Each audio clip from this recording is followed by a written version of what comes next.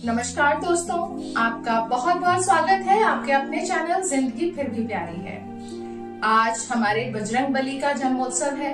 आप सभी को संकट मोचन हनुमान जी के जन्मोत्सव की हार्दिक शुभकामनाएं। अब हनुमान जी का जन्मदिन है और उनसे रिलेटेड कोई बात ना हो, ये तो हो नहीं सकता।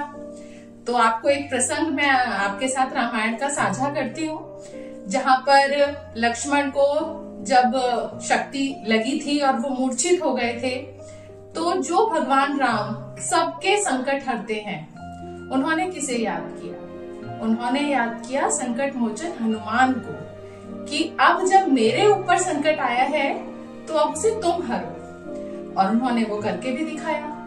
तो राम भक्त हनुमान जब संजीवनी लेने के लिए गए, तो अब पहली शर्त तो यही रखी थी जो वैद्यराज वो लंका से लेकर आए थे, कि सूर्य उदय होने से पहले संजीवनी बूटी आ जानी चाहिए, क्योंकि अगर सूर्य उदय हो गया तो हम लक्ष्मण जी को नहीं बचा पाएंगे। तो जब पहली शर्त थी ये थी, और जब आसमान में वो गए तो उन्हें सबसे पहले मिले सूर्यदेव। अब जब सूर्यदेव मिले तो उनका और सूर्यदेव का क्या वार्तालाप है। अब देखिए, हनुमान जी मतलब जिनके बल का कोई जो अथाह सागर है बल के, और वो जब किसी से विनम्रता पूर्वक आग्रह करते हैं, रिक्वेस्ट करते हैं। वैसे देखा जाए तो आग्रह और रिक्वेस्ट वही कर सकता है जो बलशाली है। कमजोर क्या किसी को वो धमकी देगा या रिक्वेस्ट करेगा, वो रिक्वेस्ट मोड में ही रह सकता है। लेकिन जब कोई बलशाली, अथाह बलशाली किसी से विनम्रता पूर्वक उनसे आग्रह करता है तो कैसे करता है। तो ये कविता आपने बहुत वायरल हुई है, वैसे आपने कुमार विश्वास जी के मुंह से सुनी होगी। वही कविता आज मैं आपके लिए लेकर आई हूँ। वीरता के बाद भी विनम्रता का स्वर कैसा होता है।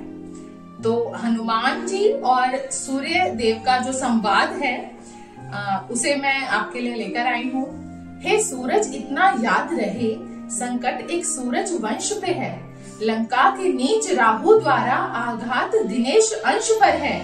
हे सूरज, इतना याद रहे, संकट एक सूरज वंश पे है, लंका के नीच राहु द्वारा आघात दिनेश अंश पर है।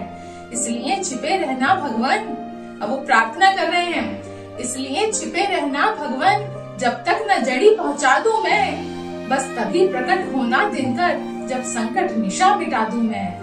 मेरे आने से पहले यदि किरणों का चमत्कार होगा, तो सूर्य वंश में सूर्य देव निश्चित ही अंधकार होगा। मेरे आने से पहले यदि किरणों का चमत्कार होगा, तो सूर्य वंश में सूर्य देव निश्चित ही अंधकार होगा। आशा है, अब वो प्रार्थना कर रहे हैं कि भाई मेरी छोटी सी प्रार्थना है, उसे आप स्वीकारेंगे।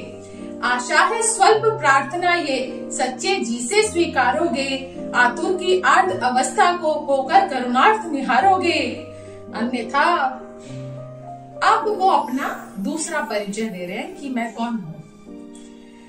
अन्यथा क्षमा करना दिनकर, अंजनी तनय से पाला है, बचपन से जान रहे हो तुम, हनुमत कितना मतवाला है।